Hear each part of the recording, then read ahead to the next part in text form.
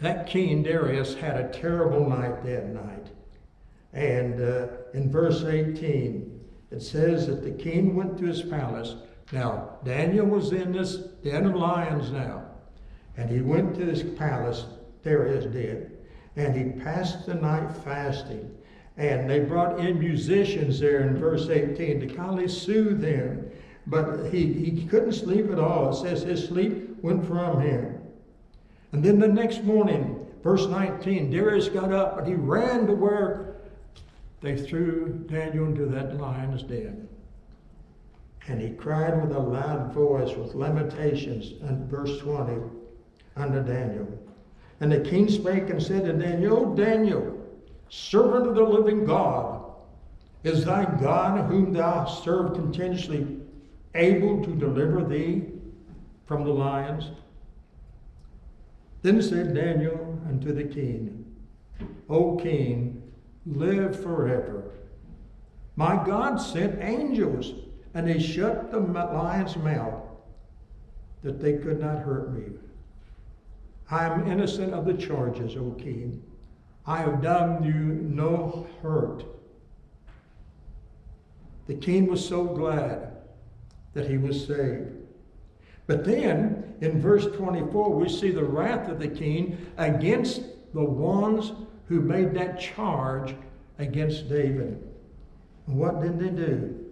Verse 24, and the king commanded, and they brought those men which had accused Daniel, and they cast him into the den of lions, not only them, but their children and their wives. And it says the lions had the mastery of them, break all their bones in pieces.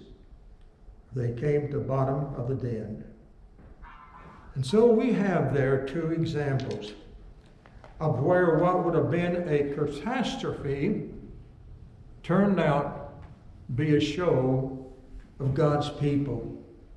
We have to realize that to believe in God, and as Hebrews, the 11th chapter begins, we have to have faith. If you look at all those individuals it's mentioned, Abraham, Isaac, Jacob, David, Moses, it goes on and on and on. By faith, they did these particular things.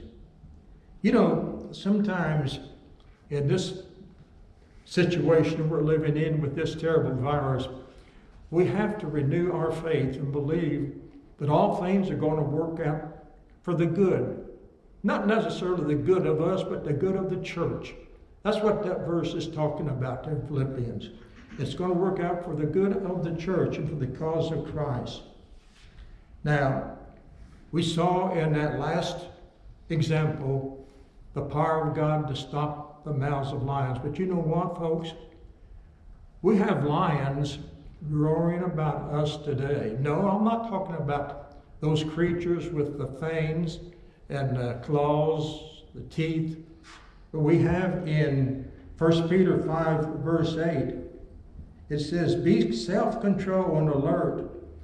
King James says, be vigilant. It says, your enemy, the devil, prowls around like lions, looking for those who they may devour. Resist him, standing first, firm in the faith. Truly, it is no secret what God can do for us if we have that faith.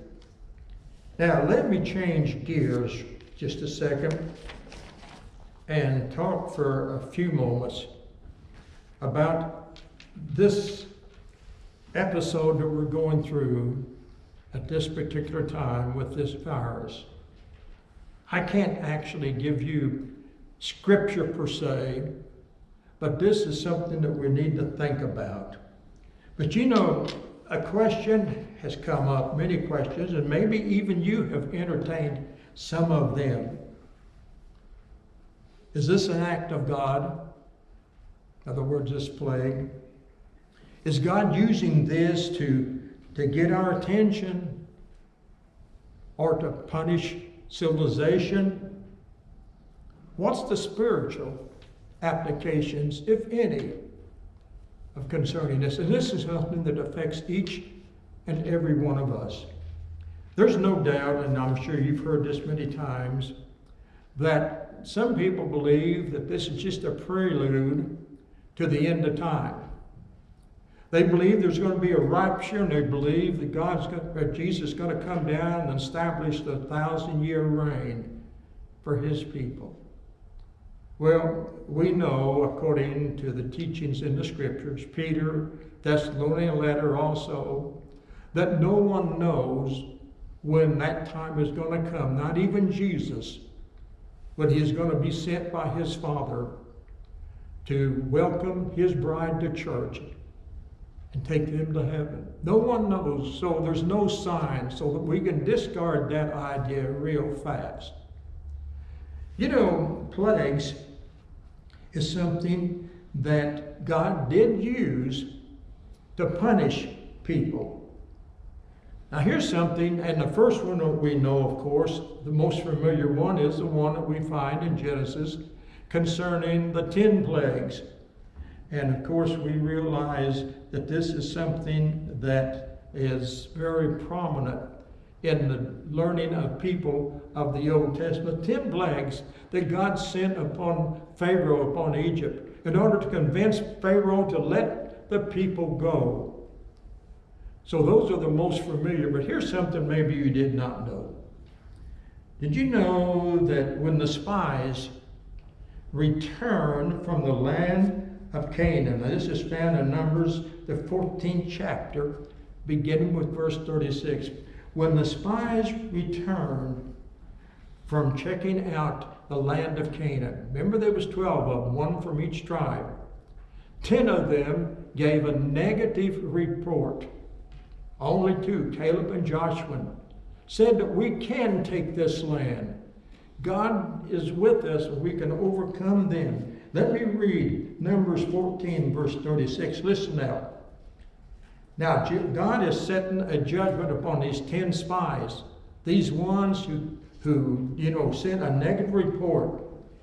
As for the men whom Moses sent to spy out the land, and who returned and made all the congregation grumble against him by bringing out a bad report concerning the land, even those men who brought out this very bad report of the land died by a plague. God used a plague to kill those 10 unfaithful Israelites. So God did use, things of that particular type, famines, plagues, disasters, anything of that particular name, they did. But we also see that God could use these disasters, these natural disasters, in order to bring about something good. Do you remember the story about Joseph in the 45th chapter of Genesis? This is when there was a famine. And Jacob sent his sons to Egypt in order to buy corn. And this is when Joseph revealed himself to his brothers, the very ones who years before sold him into slavery. They didn't recognize him, but he recognized them. And he could contain himself no longer. And he said, I'm your brother. And consequently, that because of that, because the Pharaoh was a good ruler and had so much respect for Joseph, he allowed Jacob, all his sons, all their wives, all of their possessions, to move into Egypt. And he gave them choice land. So see, something good because of that famine. If it wasn't for that famine, then possibly that would not have happened. No, God would have orchestrated it in some way. Because of that famine, people were starving to death and dying. Joseph and his family was renewed, and they were together. So sometimes something good can happen because of this. Now, we realize, of course, from 1 Kings, the 8th chapter, beginning through verse 37, God uses plagues, he uses infectious diseases. He uses anything of that nature. Listen to what the writer says here concerning this. If there is famine in the land, if there is pestilence, if there is blight or mildew, locusts or grasshoppers, if their enemies besiege them in the land of their cities, whatever plague, whatever sickness there is, whatever prayer or supplication is made by any man or by all, and he's talking about God here, your people, the Israels, each knowing the affliction of his own heart and spreading his hands towards this house, then hear in heaven. The writer is saying, God, hear these prayers in heaven. Your people are suffering. Hear these prayers in heaven. He says, your dwelling place is in heaven, and forgive and act and render each accordingly to all his ways, whose heart you know, for you alone knows the hearts of all the sons of men, that they may fear you all the days that they live in the land which you have given to your father. So these disasters that came to the children of Israel, these was made to the people of God and not to all the other nations. Now, that brings this question here. Could this be a wake-up call? You know, I think there's a possibility, and don't get me wrong, I'm not saying this is absolutely